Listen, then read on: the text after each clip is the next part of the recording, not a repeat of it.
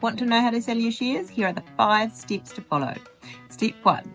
Check the company's shareholders agreement and constitution, if it has them, to check if there are any rules or restrictions on transferring shares. For example, there might be something that says if a shareholder is selling their shares, they have to offer them to the other shareholders first. Number 2.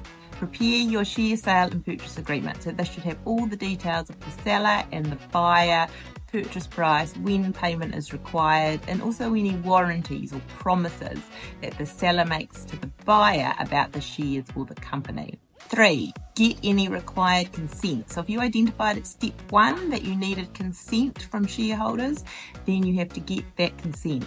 Also might need to get consents of third parties, for example, the landlord of a premises occupied by the company. You'll also need a board resolution approving the share transfer. 4. Complete the transaction, which means the purchase price has to be paid and any obligations in your sale and purchase agreement have to be completed. The seller also needs to deliver a share transfer form setting out the details to the buyer. Step 5. Update all your documentation.